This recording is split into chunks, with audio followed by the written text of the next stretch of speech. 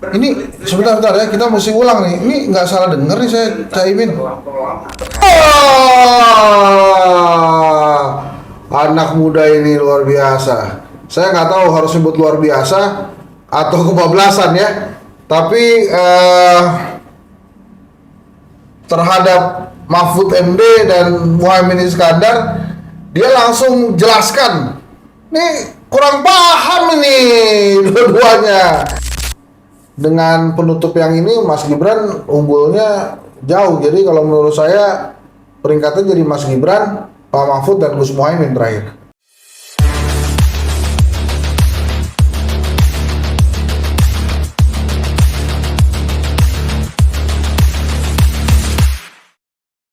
Teman-teman semua, ini kita akan menyaksikan debat cawapres. Nah ini menarik nih kejadiannya karena Mas Gibran untuk kali pertamanya tampil bertiga dalam sebuah situasi debat. Memang saya kan pernah bilang tuh, Gibran ini menarik. Kalau dia bagus, ya memang harus bagus, sama juga anak presiden. Kalau nggak bagus, wah gimana sih latihannya gitu kan. Makanya jangan instan, kayak gitu pasti komentarnya. Tapi menurut saya dia akan tampil bagus karena sebagai anak presiden pastinya bapaknya nggak pengen anaknya ini keserimpet-keserimpet atau kemudian nggak bisa tampil prima. Gitu sih kalau menurut saya. Jadi hati-hati Pak Mahfud dan Gus Imin, jangan lihat Gibran adalah Gibran, tapi Gibran anak penguasa.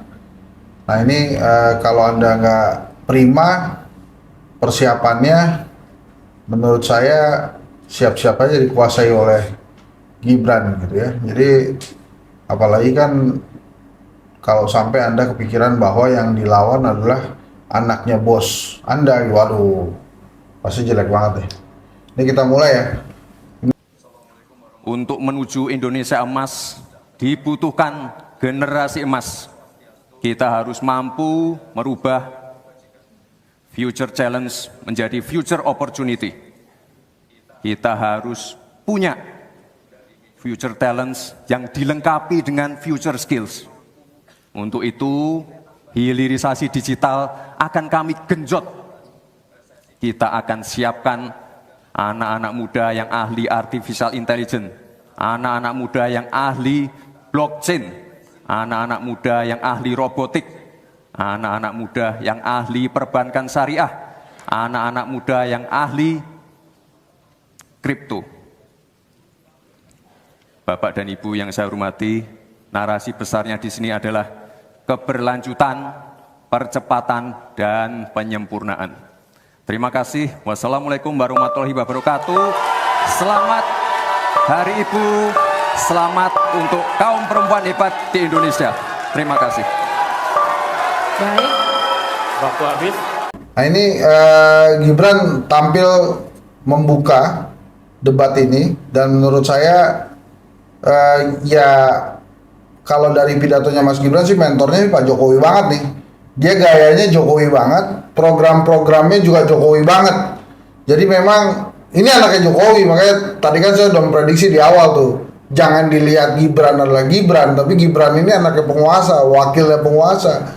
Ya dia pada saat pidato di awal yang dia sampaikan adalah program-program penguasa, program-program bapaknya, gaya-gaya bapaknya, gesturnya juga mirip banget sama bapaknya, like father like son. Jadi itu Mas Gibran, cuma menurut saya tadi tuh disebutkan anak-anak muda tuh macem-macem tuh yang dia giatkan, yang ahli kripto, yang ahli digital AI kalau saya tidak salah. Nah ini dia sama sekali ya, sebagai Indonesia sebagai negara agraris dan maritim, kenapa dia nggak ngajak anak muda untuk menjadi petani? Kenapa dia nggak ajak anak muda menjadi nelayan? Karena kan Indonesia itu agraris maritim.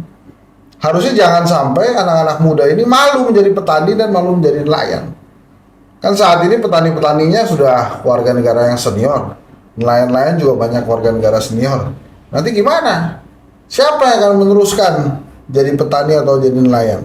Cuma itu dari pembuka dari Mas Gibran. Kita teruskan ya ke cawapres berikutnya. Kalau saya nggak salah Prof. Mahfud nih. Prof. Mahfud Nah ini tadi ke skip ya, kita komentarin. Ini gimmick yang ditawarkan nih. Dia pakai baju Madura. Jadi kaget juga saya. Justru Gibran tampilnya lebih natural, nggak ada gimmick. Prof Mahfud pakai gimmick tadi bareng Mas Ganjar ya, pakai pakaian NTT Rote tadi kalau saya tidak salah. Ya, dia pakai pakaian Madura nih. Ini gimmick seharusnya substansinya harusnya kuat nih. Kalau substansi nggak kuat, waduh, gimmicknya akan menonjol. Ini kita saksikan lagi ya. Seorang atau dua orang pegawai angkutan perusahaan truk menyatakan tidak pernah bisa mendapat subsidi minyak yang disediakan oleh negara karena tidak pernah sampai di korupsi.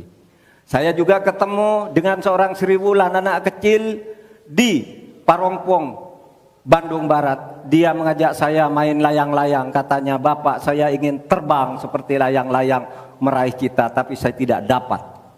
Kemudian saya ingat pulau saya Madura. Di Madura itu kaya dengan gas alam, tetapi sampai sekarang tidak pernah dioptimalkan untuk dimanfaatkan. Maka kuncinya adalah bagaimana kita memberantas korupsi.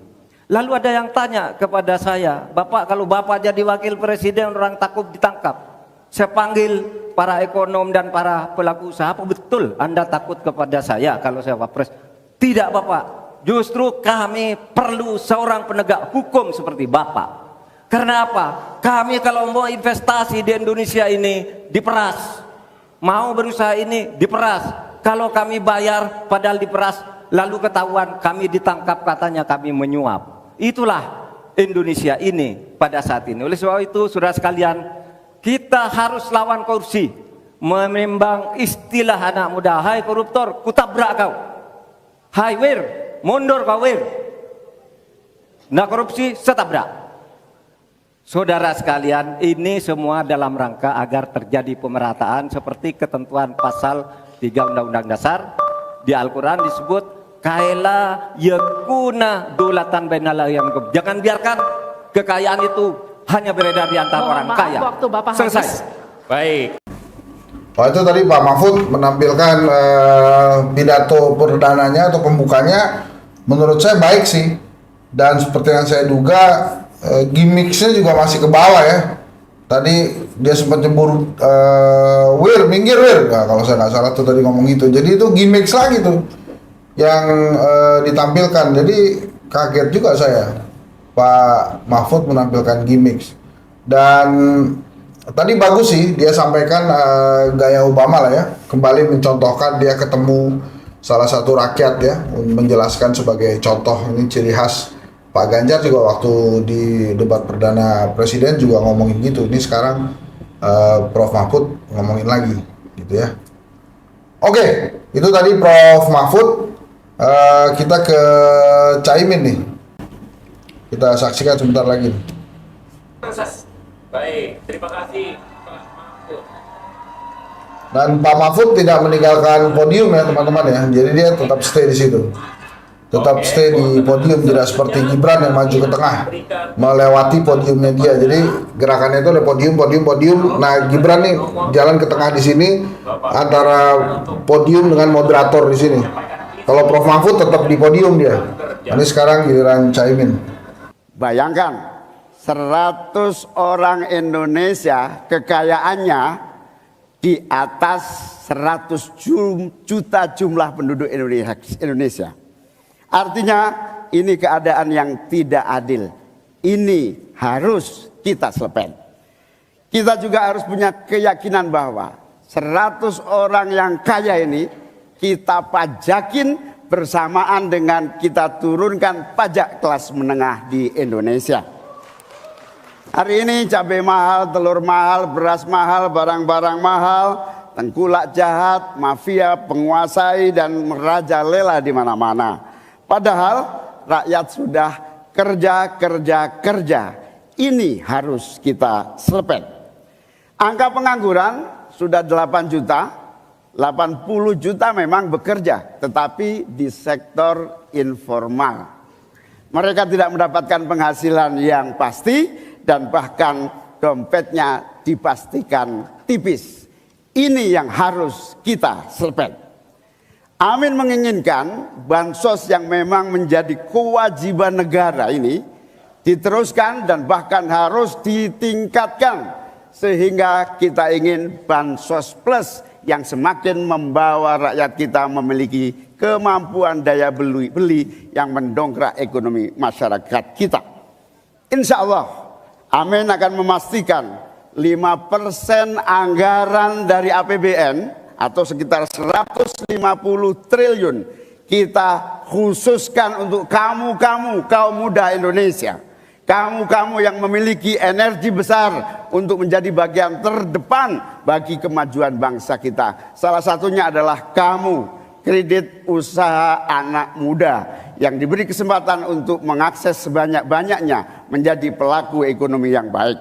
Kita akan hadirkan bagaimana agar desa-desa tumbuh berkembang. Insya Allah 5 miliar per desa akan kita wujudkan tiap tahun bagi pembangunan nasional kita. Kita juga akan siapkan seluruh bantuan-bantuan yang memungkinkan tumbuh menjadi. Aduh, sayang sekali ya. Caimin penampilannya, kalau menurut saya di antara dua orang tadi, Caimin belum selesai nih bicaranya, dan itu menurut saya agak buruk ya, tidak selesai pidatonya. Dan tadi saya catat ada 6 kali dia bicara selepet, gimmicks. Jadi Pak Mahfud gimmicks, Pak Muhaimin gimmicks. Justru yang tampil substansial itu Mas Gibran. Karena Caimin belum selesai, jadi kalau untuk pembuka ini saya harus katakan bahwa Pak Mahfud nomor 1, Gibran nomor 2, Caimin nomor 3. Jadi artinya peringkatnya yang paling bagus tuh Pak Mahfud, kemudian Mas Gibran, dan Caimin. Ini untuk pidato pertama ya. 6 kali selepet itu menurut saya justru membuat pesan komunikasinya nggak nyampe ya. Maksudnya gimana tuh? Menurut saya sih harusnya tidak perlu ya, di sesi awal ingin banget membranding dirinya dengan selepet-selepet itu gitu. Ini saya curiganya nih selepet-selepet ini sampai habis nih ada selepet-selepet terus nih, yang sebetulnya jadi bikin orang bingung sih. Tapi ya kita lihat aja nih, Caimin tadi udah bicara seperti itu. Oke, kita lanjutkan ya. Karena terjadi disrupsi yang luar biasa dalam perkembangan digital ini. Saya menangani kasus misalnya pinjol, di mana rakyat menjadi korban dari kegiatan ekonomi digital. Ada kripto misalnya. Kasus pinjol itu sendiri sungguh sangat problematik. Kenapa? Karena dia dibuat secara hukum perdata melalui gadget. Rakyat yang tidak tahu langsung bilang, kamu mau pinjam uang sekian? Yes. Bunganya sekian? Yes. Kalau tidak bayar sekian? Yes. Itu perdata. Dan itu banyak yang menjadi korban. Banyak yang sampai bunuh diri. Ada seorang dari Semarang, seorang guru meminjam hanya 500 ribu, kemudian hutangnya menjadi 240 juta karena selalu bertambah bunganya. Kemudian ada yang sampai bunuh diri. Dalam hal pinjol ini ketika saya sampaikan ke Polri, tidak bisa Pak, itu hukum perdata. Ketika saya sampaikan ke OJK, OJK bilang itu bukan kewenangan kami. Itu bukan kewenangan kami karena mereka ilegal, tidak terdaftar. Berkali-kali saya panggil, kemudian saya undang dalam rapat bersama gabungan di Menko Polhukam. Kita nyatakan bahwa itu tindak pidana dan harus segera ditangkap. Itulah dalam sehari kemudian ditangkap 144 orang di hari itu juga. Sekian. Baik. Ini tepat waktu Pak Mahfud, dia mengakhirinya dengan kata sekian gitu ya. Dan ada hal yang menarik yang disampaikan oleh Pak Mahfud ini tentang pinjol yang meresahkan ya. Dan harusnya memang pinjol ini yang urus OJK. Tadi sempat Pak Mahfud mengatakan justru OJK cuci tangan karena dianggapnya pinjolnya ini pinjol ilegal. Nah ini catatan buat OJK menurut saya. Pak Mahfud lagi-lagi untuk sesi ini tampilnya bagus. Kita teruskan ya. Ya, benar sekali bahwa antara perkembangan teknologi digital dengan kemampuan UMKM kita masih terjadi gap. Oleh karena itu harus ditindaklanjuti Pak Mahfud. Selain pemberantasan pinjaman online, judi online, ini pun masih harus diselepet lagi karena tidak komprehensif di dalam menangani ini sehingga pinjol masih merajalela, judi online masih merajalela. Yang lebih penting dari itu Pak Mahfud bahwa sebetulnya kemampuan untuk masuk pada dunia digital membutuhkan bantuan dari pemerintah untuk turun tangan.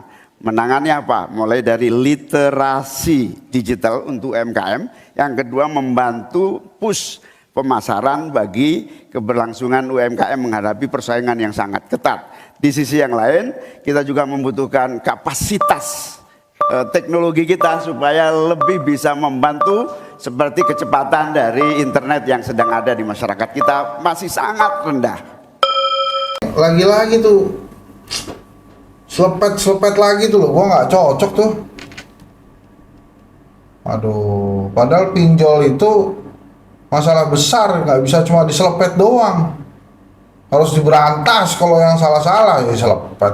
Tuh sanggahan atau komentar dari Caimin terhadap jawaban Pak Mahfud oke lah, tapi saya tadi ada selepetan untuk pinjol tuh. Oke, lanjut ya. Terima kasih. Mungkin kita juga harus hati-hati selain pinjol dan judi online, kita juga harus hati-hati untuk masalah pencurian data. Untuk itu harus kita kuatkan cyber security dan cyber defense kita. Itu sudah kita lakukan di Solo Technopark, ada sekolah cyber security.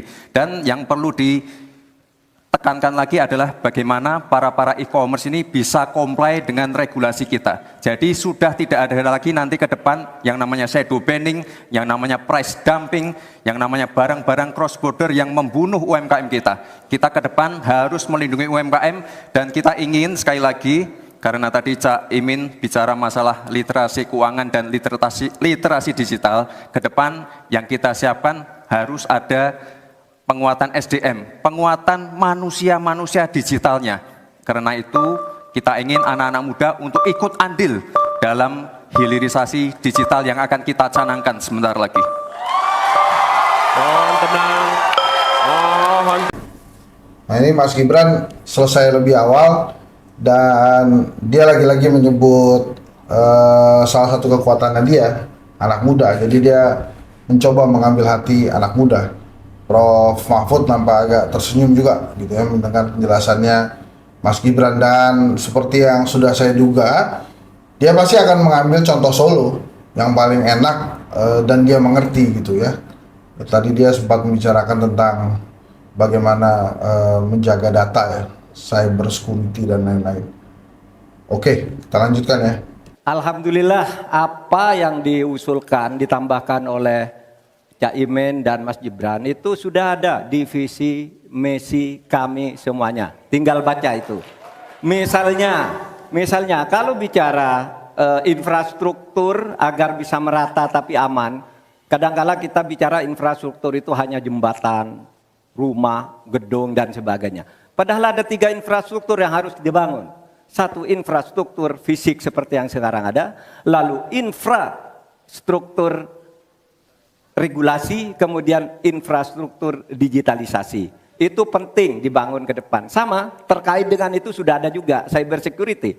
Bahkan saya sendiri yang memimpin rapat di Menko Polhukam dengan memanggil pihak-pihak yang terkait dengan tugas-tugas ini agar cyber security ke depan ditegakkan dengan sebaik-baiknya agar kita tidak selalu kecolongan.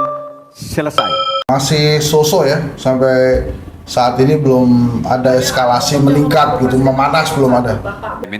Mungkin PR kita ke depan adalah bagaimana kita bisa menurunkan indeks ICOR kita. Kita ingin indeks ICOR kita turun ke angka 4 atau 5%, sehingga investasi akan naik dan akan menumbuhkan trust juga dari para calon-calon investor. Lalu ini yang perlu kita garis bawahi.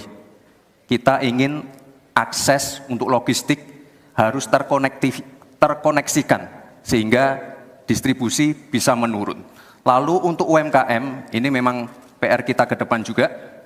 Kita ingin memperbanyak inkubasi sehingga UMKM kita bisa naik kelas. kita dampingi dari A sampai Z, kita dampingi dari packagingnya, dari brandingnya, dari marketing ownernya. Setelah selesai, kita dampingi lagi permodalannya. Setelah selesai, kita dampingi lagi untuk bisa mendapatkan off-taker. Terima kasih.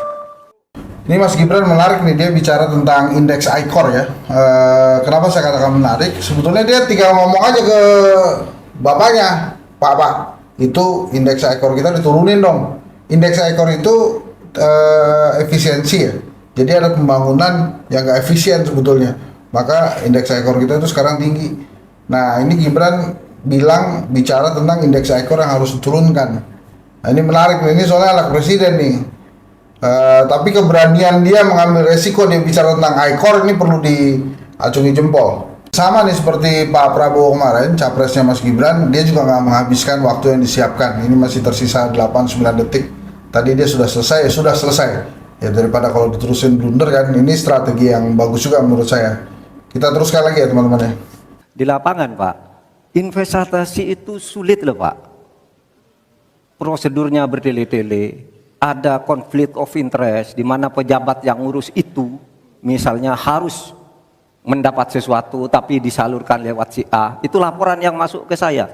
Ada urusan harusnya diinvestasikan untuk rakyat, itu malah disentralisasi ke negara, dibuat PT sendiri lalu diurus sendiri, rakyatnya tidak kebagian. Ini bagus nih, Mahfud mengomentari apa yang disampaikan oleh Caimin dengan membawa beberapa contoh yang dia alami sebagai Menko Polhukam. Ini menurut saya kalau Mahfud bisa tampil seperti ini terus sampai akhir, ini dia akan mendapatkan keuntungan yang luar biasa. Jadi artinya tampil bagus dan disukai. Ya, nah masalahnya ini tentang substansi. Saya percaya dalam debat itu, yang pertama itu show, gimmicks. Yang kedua substansi. Mahfud coba menampilkan dengan pakaian Madura, khasnya dia, kampungnya dia gitu ya. Gimmicknya seperti itu, substansinya juga dapat. Jadi kalau dia bisa tampil bagus seperti ini, saya harus acungi jempol nih untuk Mahfud. Tapi ini masih panjang, ini baru sesi awal ya, kita lihat lagi aja gimana perkembangannya. Tapi menurut saya ini ciamik Mahfud.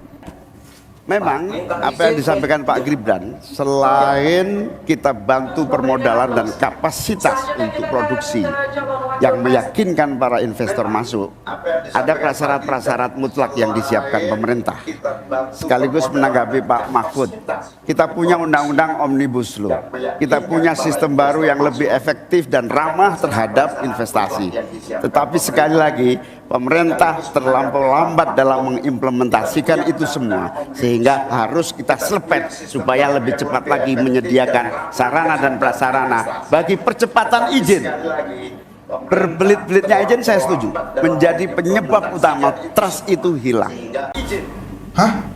Ini sebentar ya, kita mesti ulang nih. Ini nggak salah denger nih saya, Caimin. Dia bicara tentang Omnibus Law, teman-teman. Kita punya undang-undang Omnibus Law, kita punya sistem baru yang lebih efektif dan ramah terhadap investasi. Tetapi sekali lagi, pemerintah terlampau lambat dalam mengimplementasikan itu semua, sehingga harus kita... Dia setuju, Caimin setuju sama Omnibus Law. Ini coba kita dengerin lagi deh. Terlampau lambat dalam mengimplementasi. Tetapi sekali lagi, pemerintah terlampau lambat dalam mengimplementasikan itu semua. Dia bilang implementasi Omnibus Law ini terlalu lambat sehingga perlu diselpet. Ini serius ini. Wapres perubahan ngomong gini, Omnibus Law. Gak ada perubahan tuh terhadap Omnibus Law. Ini diprotes para buruh nih.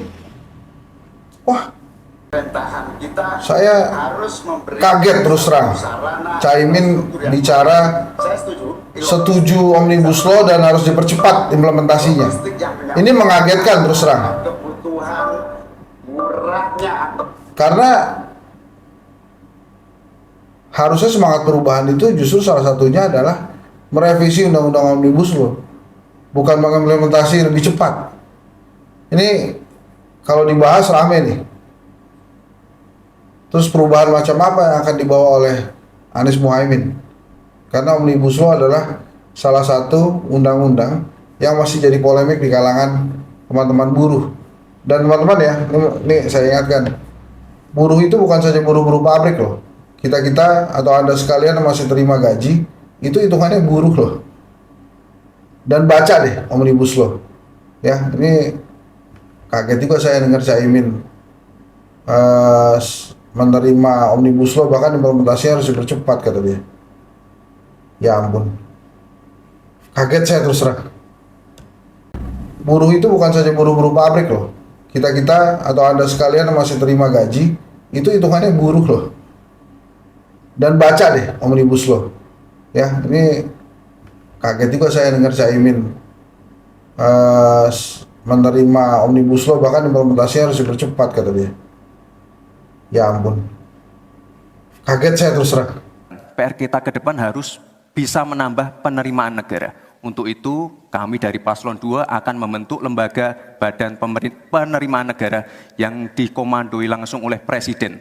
Sehingga nanti ketika berkoordinasi dengan kementerian-kementerian, ini bisa lebih luas. Dan sekali lagi kita ingin menaikkan rasio pajak, sehingga penerimaan negara nanti bisa kita gunakan untuk pendidikan, untuk kesehatan, dan lain-lain. Terima kasih. Lagi-lagi nggak selesai waktunya, masih ada waktu tersisa, tapi Mas Gibran nampaknya ingin mengakhiri lebih cepat. Komentar tentang meningkatkan rasio pajak ini, kalau dikulik lagi oleh paslon lain, menurut saya sih rame nih. Nah ini Mas Gibran gugup penampilannya di sini, di khusus yang sesi ini. Dia nampak agak terbata-bata dan kemudian dari mimik mukanya terlihat gugup. Tapi itu tadi penampilan Mas Gibran. Gus Muhaimin ini agak aneh ya. Pengen bangun kota selevel Jakarta tapi nggak setuju sama IKN. Tapi ya monggo lah ya, nggak apa-apa. Yang jelas untuk permasalahan perkotaan kita harus menggarap transportasi umumnya. Kita pastikan transportasi umum ini aman, nyaman, terutama bagi kaum disabilitas, lansia, dan anak-anak. Lalu kita pastikan transportasi umum ini ada digitalisasinya. Sekarang kan sudah ada teman bus. Nah ini harus kita replikasi di beberapa kota juga. Lalu untuk mungkin di level-level kota kecil, kita pakai skema buy and service. Sehingga masyarakat bisa mencoba menggunakan transportasi umum secara gratis.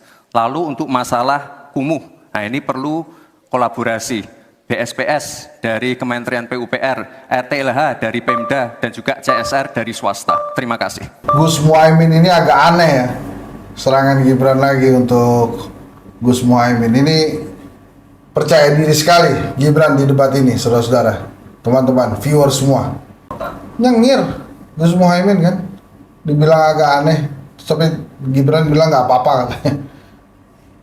Ini perkotaan ini emang Gibran, dia kan wali kota, jadi dia memahami lah kota gitu. Sayangnya kurang komprehensif juga tuh tadi Gus Muhaimin tuh. Dia mengawali dengan baik ya, tapi kemudian nampaknya ada celah yang dimanfaatkan oleh Gibran sehingga dia bilang Gus Muhaimin ini agak aneh. Ini menurut saya sebetulnya gagasan Muhaimin Iskandar ini bagus, membangun kota-kota ya. Ya kota-kota yang ada jadi setara Jakarta, itu sebenarnya idenya bagus tuh. Mungkin perlu lebih komprehensif aja dijelaskan. Apalagi kalau seperti yang sampaikan Pak Gibran tadi, melibatkan berbagai cara pembiayaan yang melibatkan baik itu swasta maupun CSR. Jadi apa yang saya sampaikan selevel Jakarta itu target utama. Tetapi yang lebih penting dari itu adalah infrastruktur yang dibutuhkan dipersiapkan dari potensi yang sudah ada. Sehingga dalam waktu singkat kota-kota 40 kota itu benar-benar sudah menggunakan potensi yang sudah dimiliki yang ada. Ya penjelasannya Gus Muhaimin oke nih.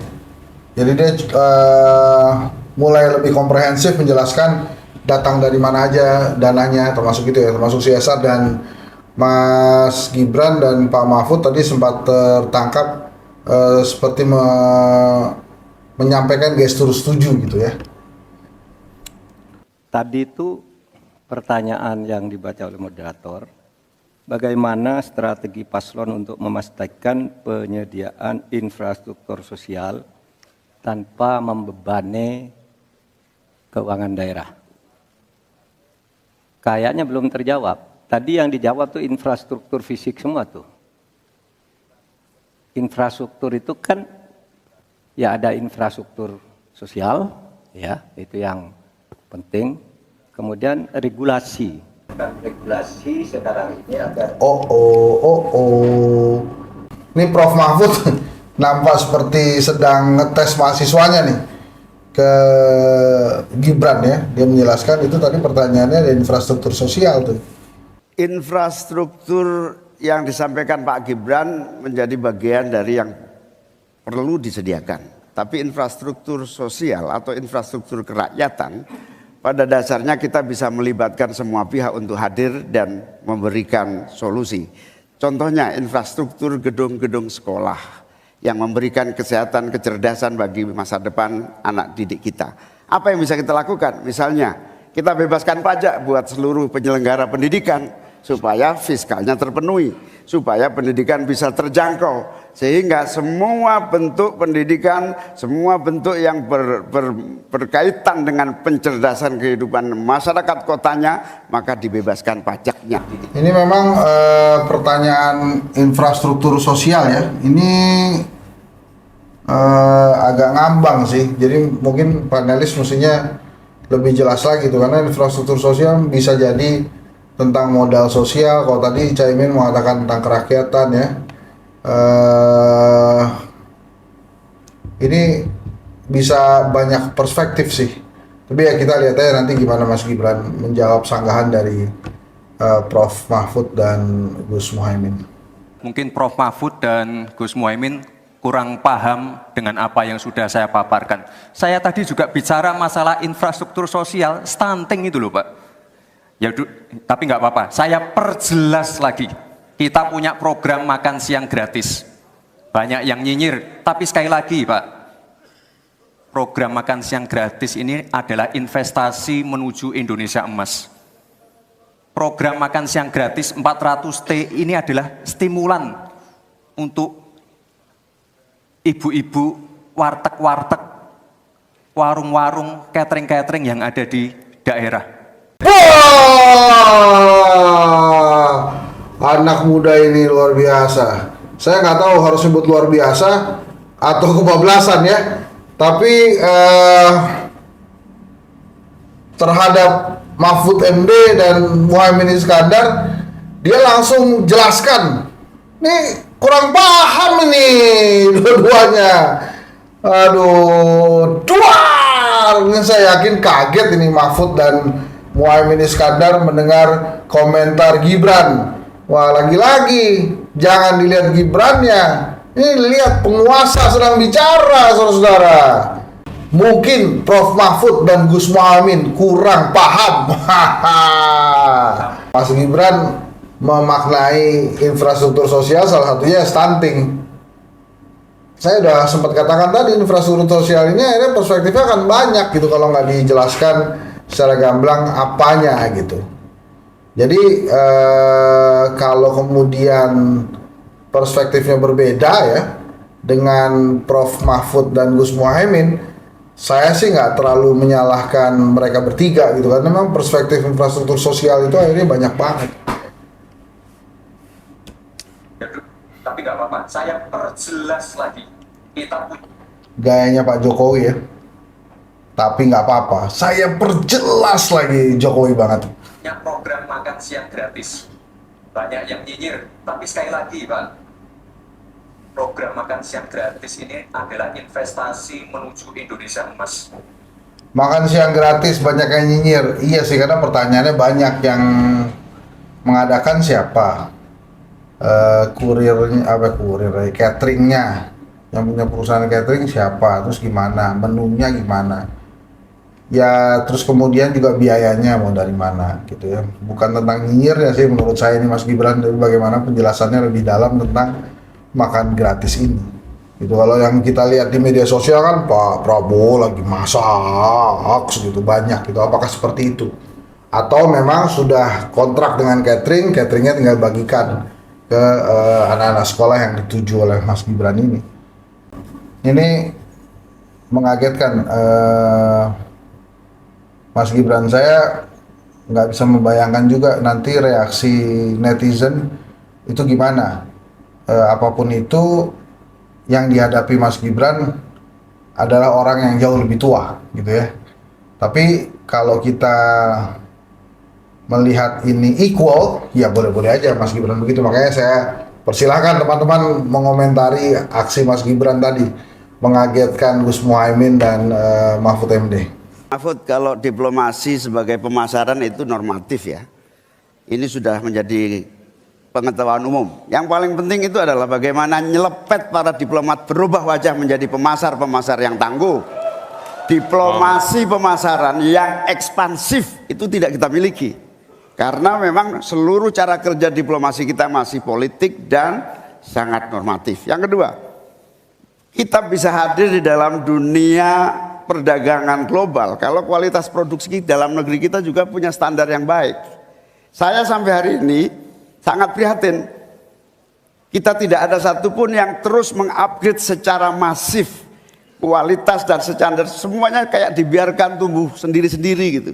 Tidak ada satu gerakan yang lebih terstruktur, baik dari Menteri Perdagangan, Menteri Koperasi UKM, dalam satu gerakan meningkatkan kualitas berstandar internasional. Mestinya Caimin nggak usah terlalu sering mengutarakan selepet-selepet itu ya. Sebenarnya maknanya nggak to the point gitu ya. Gimmick. Paslon nomor 1 dan 3 sudah bicara masalah diplomasi. Saya akan memberikan solusi yang konkret aja. Paling konkret, hilirisasi. Kita jangan mau lagi mengirim barang mentah. Kita harus mampu meningkatkan nilai tambah dalam negeri. Ini hilirisasi, Mas Gibran beberapa kali ini menyampaikan.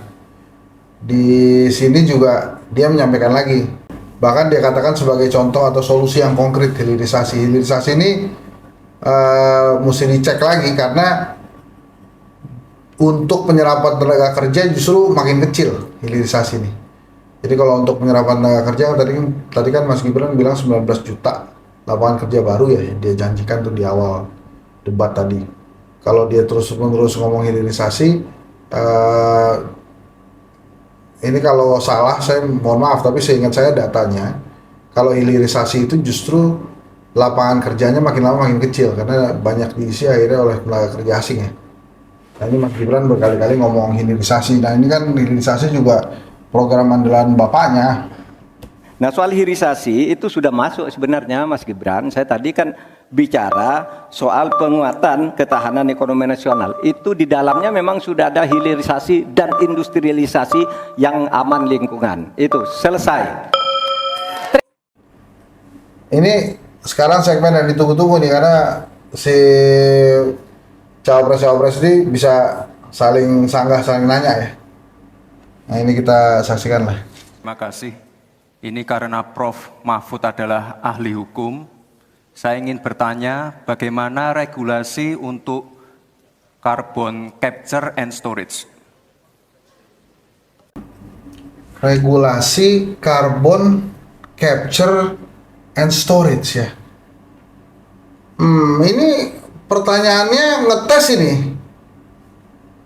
Dan ini menurut saya akan ada dua versi ya. Karena carbon capture storage ini bisa juga masuknya di isu lingkungan yang baru nanti di debat keempat kalau saya nggak salah harusnya ditanyakan. Tapi Mas Gibran bertanya juga dari sisi ekonomi. Memang bisa juga ditarik dari sisi ekonomi karena ada ada karbon yang dihitung dan lain-lain. Tapi kita lihat nih. Tapi pertanyaannya menurut saya sih ngetes sang profesor nih. Mas Gibran yang terhormat, regulasi itu kalau orang ahli regulasi itu tidak harus spesifik satu persatu itu kecuali proyek pembuatan regulasi itu sudah ada, ya. Proyek pembuatan regulasi sudah ada. Kita harus buat ini baru dibuat regulasinya bagaimana? Bagaimana cara regulasinya? Satu, membuat naskah akademik dulu. Naskah akademiknya apa? Naskah akademik itu kalau mengikuti pola yang sederhana aja, pakai aja kasus RUK-TIPI namanya. Kalau di dalam ilmu perundang-undangan itu, misalnya regulasi yang sudah ada bagaimana, kalau belum ada bagaimana. Kemudian opportunity-nya bagaimana. Kemudian kapasitas lembaganya bagaimana. Kemudian komunikasi publiknya bagaimana. Kemudian ideologisnya bagaimana. Itulah yang disebut procipi dan prosedur tentu saja. Nah itu yang akan kita buat. Prof. Mahfud justru tidak menjawab tentang carbon capture storage itu ya. Dia menjelaskan tentang proses membuat regulasi. Jadi dia menekankan ada naskah akademis gitu ya. Tapi kita lihat dulu bagaimana tanggapannya Mas Gibran. Pak, kalau masalah SIPD ya tentu saya tahu Pak. Saya kan wali kota Pak. Saya pasti pakai SIPD untuk perencanaan anggaran kami Pak. Tapi kembali lagi ke pertanyaan saya Pak. Pak Prof. Mahfud menjawab 2 menit. Tapi pertanyaan saya belum dijawab sama sekali Pak. Apa regulasinya Pak untuk carbon capture and storage? Simple sekali Pak pertanyaan saya Pak. Mohon dijawab Pak. Dijawab sesuai pertanyaan yang saya tanyakan Pak. Nggak perlu ngambang kemana-mana Pak. Terima kasih. Ngejar Mas Gibran. Memang nggak dijawab itu tadi regulasi carbon capture storage itu oleh Pak Mahfud ya. Tapi saya mengerti juga kenapa Pak Mahfud kemudian menjelaskan tentang bagaimana sebuah proses regulasi itu dilakukan, termasuk adanya naskah akademis tadi gitu ya. Karena memang Mas Gibran memulainya dengan sebagai profesor hukum kalau saya nggak salah tadi ya di awal. Jadi karena pertanyaan menekankan sebagai profesor bidang hukum, Pak Mahfud menjawabnya juga dengan keahlian dia di bidang hukum gitu. Karena carbon capture storage ini memang baru ya, kemudian Mas Gibran bertanya gimana regulasinya, Pak Mahfud menjelaskan tentang caranya membuat regulasi itu. Nggak salah juga sih gitu ya. Jadi Pak Mahfud menjelaskan tentang proses, Mas Gibran bertanya tentang definisi, kira-kira gitulah. Nah kita lanjutin ya, kita dengerin apa tanggapan Prof. Mahfud, karena Mas Gibran nih seperti ini, mohon maaf ya, agak meremehkan Pak Mahfud juga nih, karena jawabannya nggak sesuai yang dia mau. Ini Gibran percaya diri sekali ketemu dengan Mahfud MD, dan pertanyaannya menurut saya sih memang nggak elok ya, karena dia ngetes nih. Tapi ya namanya debat ya, sah-sah aja, namanya strategi. Bagaimana cara membuat aturan tentang antariksa nasional? Anda pasti tidak tahu. Jawab sekarang coba kalau pasti tidak tahu. Karena harap tenang. Karena hukum itu perlu masalahnya dulu apa yang mau dibuat. Itulah kemudian dibuat naskah akademik menurut peraturan yang sekarang ada. Di dalam Perpres itu disebutkan buat naskah akademik. Nah, akademik itu nanti dinilai bersama lalu dibahas gitu rame-rame. Nah, sesuai prediksi saya tuh, Pak Mahfud kembali menjawab tentang bagaimana membuat regulasi. Jadi karena regulasinya belum ada, dia kembali bilang, ya naskah akademiknya dulu aja bikin. Nanti kita bisa lihat tuh regulasinya setelah itu, setelah akademik naskah akademiknya jadi. Nah ini ada perbedaan perspektif nih memang. Pak Mahfud menurut saya juga nggak salah, Mas Gibran juga nggak salah juga. Hanya memang dari bertanyanya, sayangnya Mas Gibran menekankan Pak Mahfud sebagai profesor di bidang hukum, maka Pak Mahfud juga menjawabnya selayaknya dia profesor di bidang hukum, gitu. Tapi itu tadi ya, ini carbon capture storage juga mestinya sih masuknya di lingkungan juga gitu. Tapi ya boleh juga lah, karena kan ada carbon trading kalau nggak salah ya, mungkin itu diambilnya, maka Mas Gibran menganggap ini masuk di sektor ekonomi, gitu. Ya ada dua perspektif lah, ini saya mengatakan bisa ekonomi bisa lingkungan. Pak Cawapres Pak Mohaimin, saya melihat ya visi di dalam visi misi Anda itu ada rayaan ICOR 45, efisiensi akan meningkat. Nah Pak, kalau itu bisa dicapai seperti di tahun 89, 91, maka pertumbuhan ekonomi kita ini bisa mencapai 7% lah. Kalau 4 saja, Anda punya visi targetnya itu ekornya 4 sampai 5. Ini kalau Pak Mahfud dengan Gus Muhaimin efek kejutnya kurang sih. Kita terusin ya. Saya memang nungguin Mas Gibran nih. So far dia sesuai prediksi saya. Gitu, dia tampil percaya diri sebagai perwakilan penguasa. Sebagai anak presiden emang harus begini, harus bagus nih. Terima kasih Pak Gibran. Pak Gibran ini telah berhasil menjadi wali kota sekaligus pengusaha yang sukses. Bahkan berbagai proyek-proyek besar telah berhasil dibangun di Solo. Ini menjadi prestasi, tetapi kita ingin prestasi ini ditularkan kepada yang lain. Saya ingin Pak Gibran menyampaikan tips and tricks agar bupati, wali kota, dan pemerintah daerah yang lain bisa belajar agar proyek-proyek besar bisa dimasukkan di kota Solo. Bagaimana caranya ini? Tenang. Itu. Ini boleh juga pertanyaannya Gus Muhaimin, ini nyerang Gibran ya. Jadi gimana nih Mas Gibran sebagai wali kota Solo, tolong dong tularkan gimana caranya daerah lain, kota lain, kabupaten lain bisa juga mendapatkan proyek-proyek dari pemerintah pusat seperti Solo gitu. Wah ini menarik nih, ini langsung karena Mas Gibran anak presiden kan. Ini sebetulnya kan sebelum Mas Gibran juga Pak Jokowi juga udah jadi presiden. Jadi mungkin juga sebelum Mas Gibran itu proyek udah ada.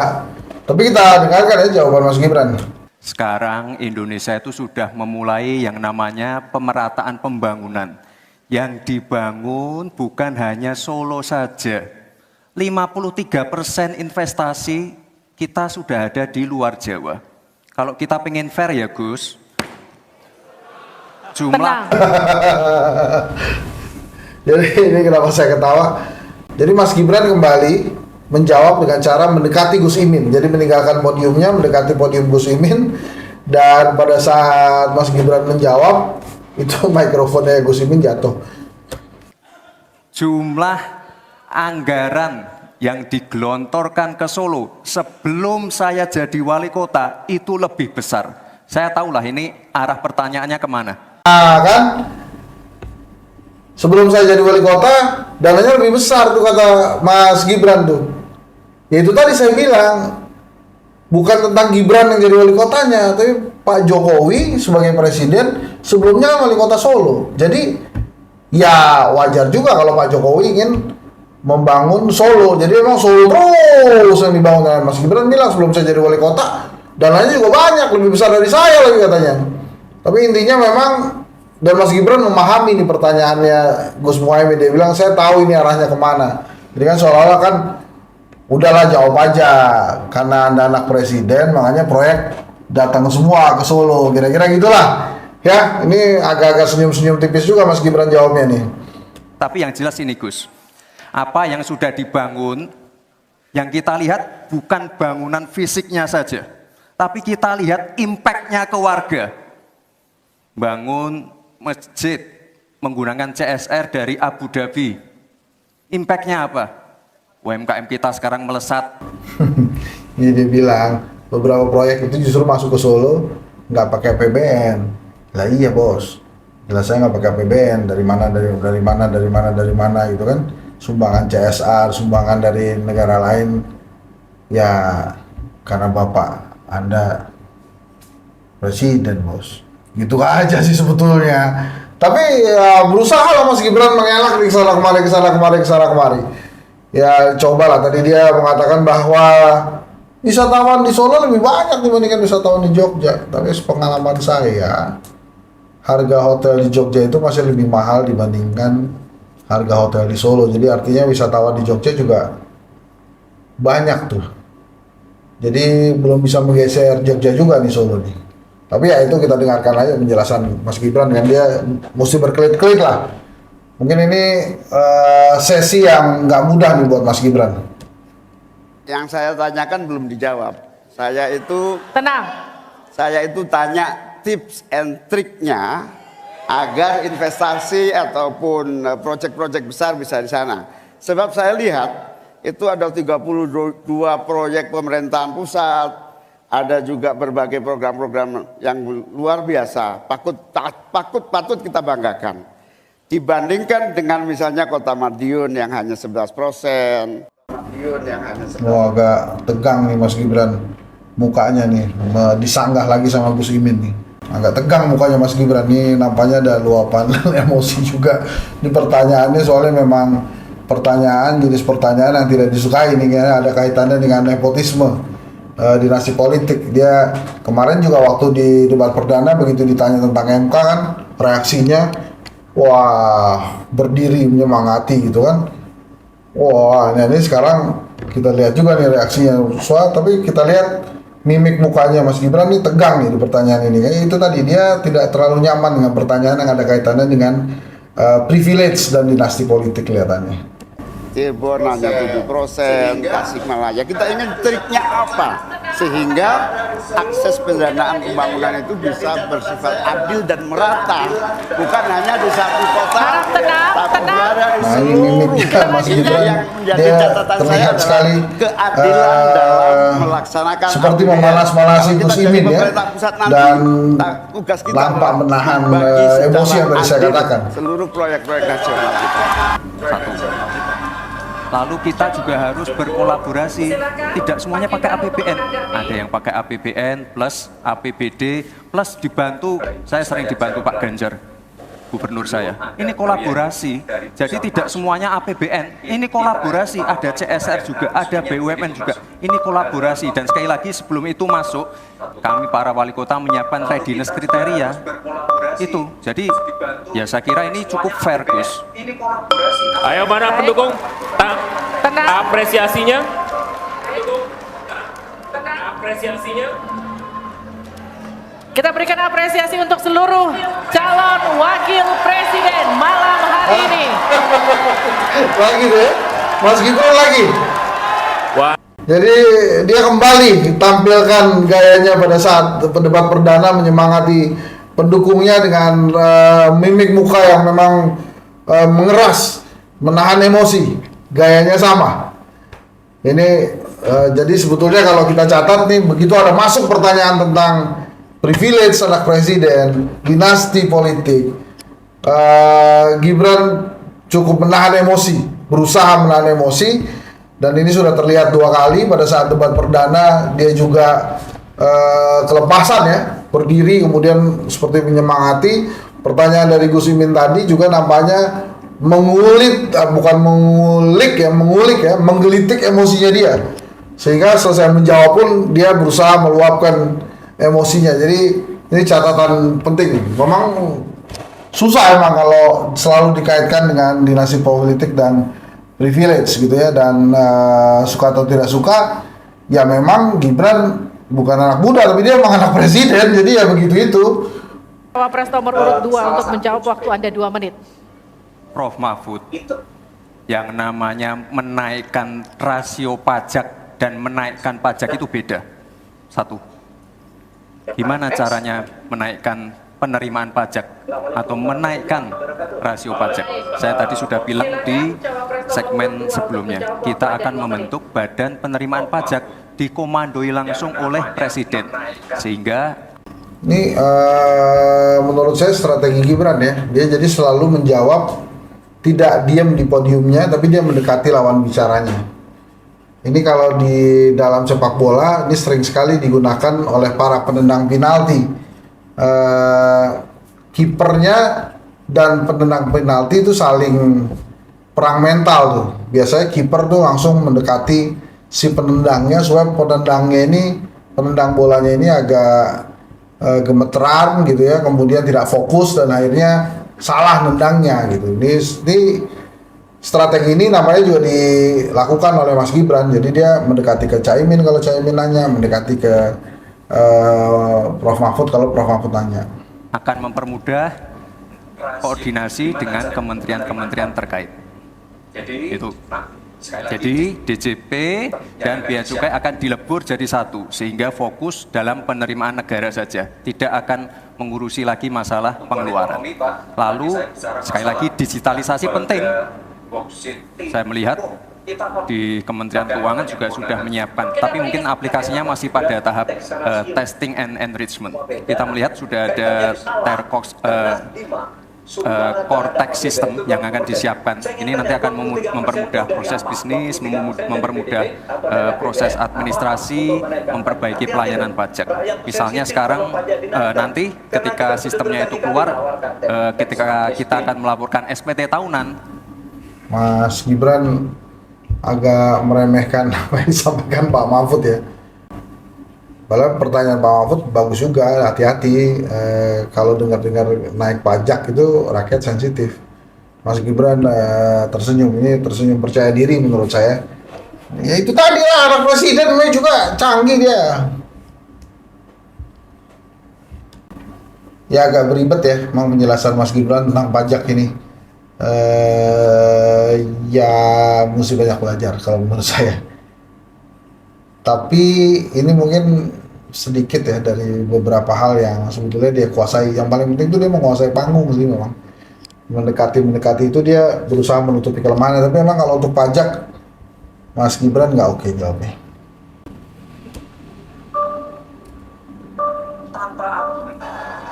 Kali ini saya akan urut 3, Bapak. Terima kasih Pak Mahfud yang saya hormati. Pemasukan negara itu salah satunya adalah dari 2024 bersama Jerry Afir. usaha untuk maju bersama dengan Slepetnomik Wapelan Menutup coba. Ya. ke depan. Menutup.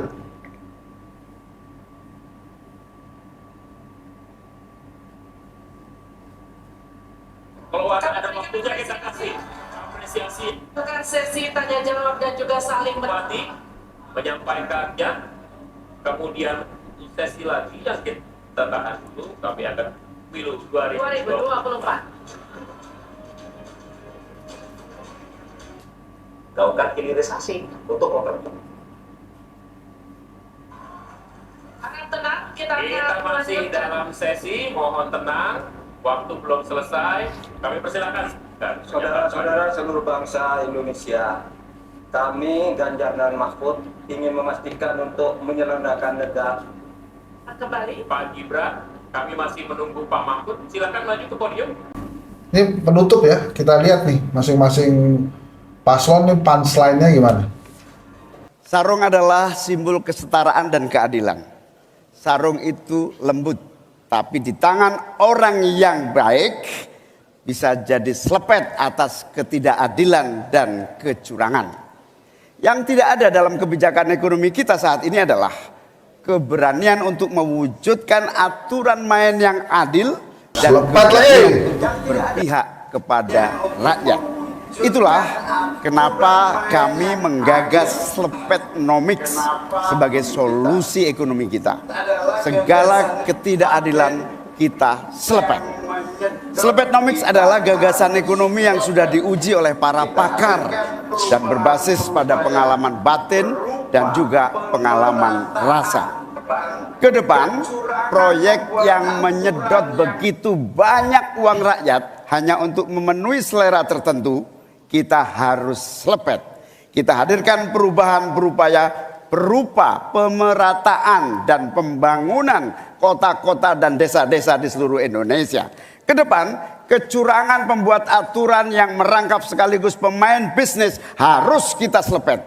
Kita bangun kesetaraan bagi semua pelaku usaha untuk maju bersama. Dengan Slepetnomik kita pastikan pembangunan ekonomi Indonesia dikerjakan pakai hati, I pakai have no otak. idea terus terang. Nggak ngerti saya kenapa namanya Slepetnomics itu.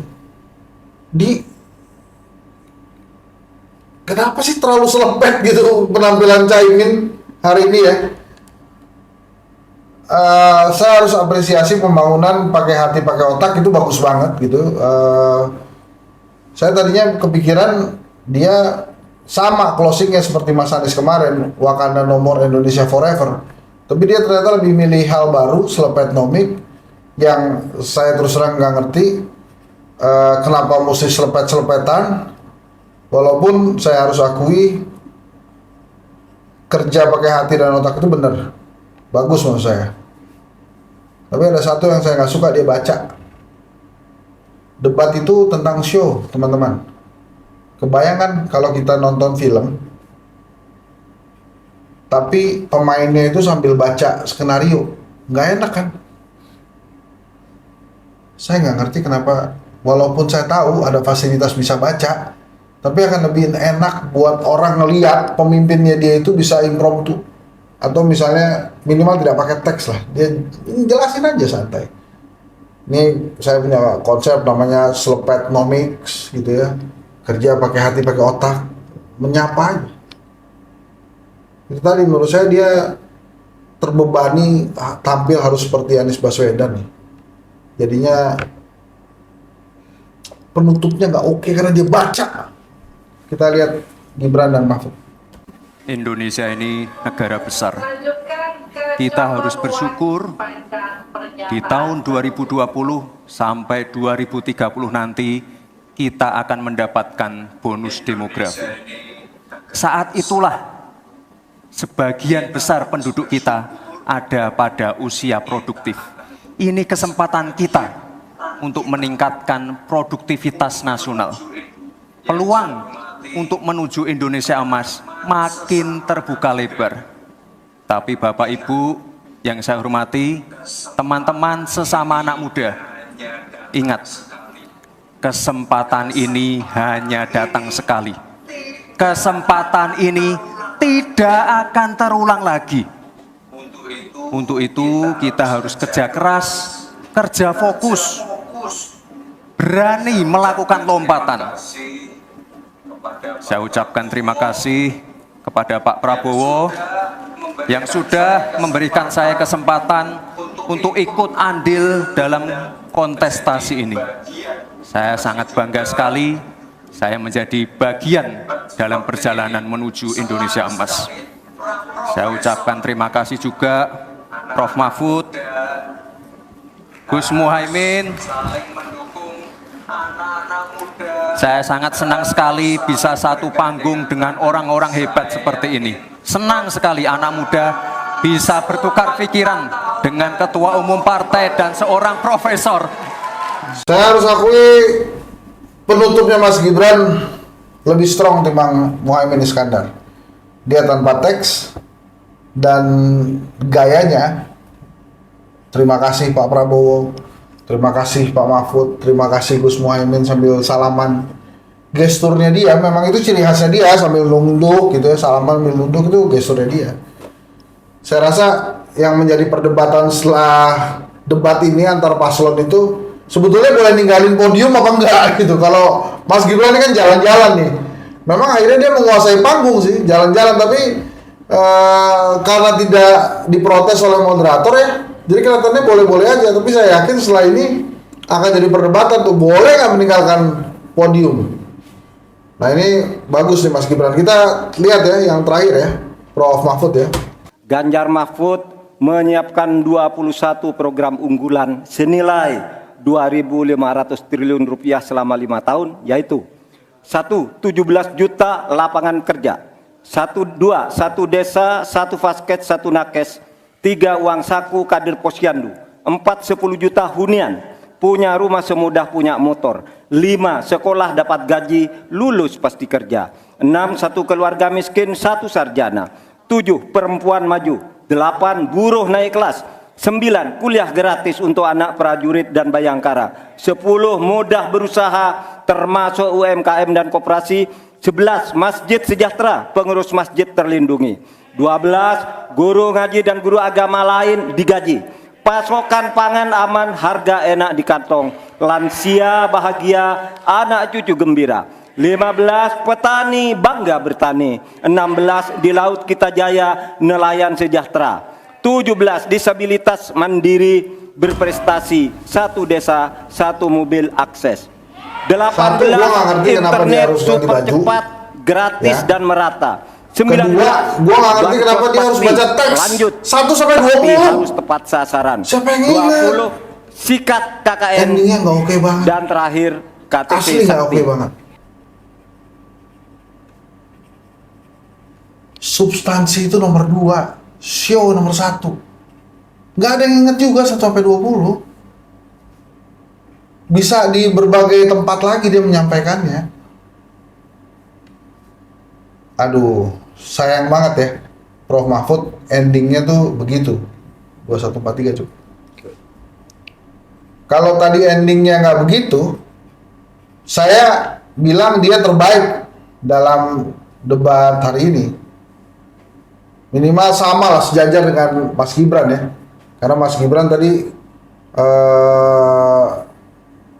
mengagetkan Prof Mahfud juga, tapi dengan penutup yang ini Mas Gibran unggulnya jauh. Jadi kalau menurut saya peringkatnya jadi Mas Gibran, Pak Mahfud dan Gus Muhaimin terakhir. Walaupun tidak terlalu beda jauh lah ya. Jadi kalau Mas Gibran itu 7,5, Prof Mahfud ya 7,3, Gus Muhaimin ya 7 gitu. Ini pesan aja sih. Kalau saya sih memang dari awal meyakini Gibran pasti akan bersiap karena dia punya beban itu tadi sebagai anak presiden dan ada cacat etika yang dia bawa gitu. Makanya dia harus tampil bagus. Makanya kalau dia tampil bagus seperti sekarang nggak mengherankan buat saya. Tapi saya nggak setuju juga kalau dia dikatakan bahwa kita meremehkan Gibran.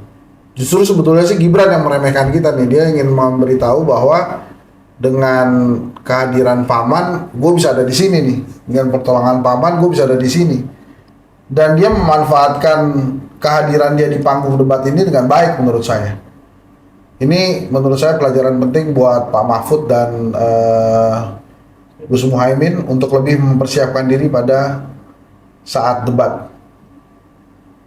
Jadi menurut saya sih itu ya catatan-catatannya.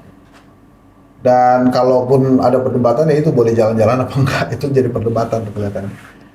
Teman-teman, saya ingin menyitir sebuah frasa atau sebuah kalimat dari buku saya Momentum Politik. Momentum cuma datang sekali, kesempatan bisa datang berkali-kali. Nah kalau kita mengacu pada debat ini, momentumnya baik buruknya, bagus tidaknya hanya sekali. Tapi kesempatan bisa ada di debat ketiga, keempat, kelima. Momentum hari ini adalah untuk Gibran Rakabuming Raka. Saya harus sampaikan itu. Mudah-mudahan segera rebound Gus Muhaimin di debat keempat nanti. Jangan terbebani Anda harus tampil seperti Anies Baswedan menurut saya. Tapi tampil saja sebagai alanya Muhaimin Iskandar yang biasanya santai, mengulas berbagai isu dengan cara Anda. Tidak perlu terlalu banyak bicara gimmick tentang selepet tadi, walaupun saya tahu Anda punya acara selepet Muhaimin itu. Nggak perlu terlalu menggunakan gimmick selepet itu, tapi bicara saja yang lugas ke rakyat. Dan buat Prof Mahfud, alangkah baiknya lepaskan dulu embel-embel title profesor di dalam sebuah perdebatan, karena saya lihat itu akan menjadi beban tersendiri buat Anda. Dan dalam sebuah perdebatan yang temanya ekonomi memang nggak cocok untuk profesor hukum. Makanya kalau profesornya bisa dihilangkan, Anda akan lebih santai mengulik ini. Dan pesan buat Muhaimin dan Pak Mahfud, please jangan baca walaupun fasilitasnya diperbolehkan, karena ini show, substansi itu nomor 2. Saya pesan untuk Mas Gibran, Anda tampil bagus hari ini, jaga emosi aja. Dan menurut saya manner mesti lebih baik lagi. Apapun itu, Mahfud MD dan Muhaimin Iskandar kan lebih senior dari Anda. Tapi kalau kita lihat panggung debat itu equal, apa yang Anda lakukan sebagai sebuah strategi hari ini baik sekali. Dan teman-teman semua, terima kasih telah menyaksikan di YouTube saya. Jangan lupa ajak yang lain untuk subscribe. Jadi kalau buat yang belum subscribe ya subscribe. Terus kalau ada teman yang belum subscribe, tolong diajak subscribe. Karena ini kita menuju 100.000. Ya, setelah 100.000 kita menuju 500.000, kita menuju 1 juta, dibantulah ya. Kita ketemu lagi di debat selanjutnya. Terima kasih Mas Ucup. Assalamualaikum warahmatullahi wabarakatuh. Indonesia!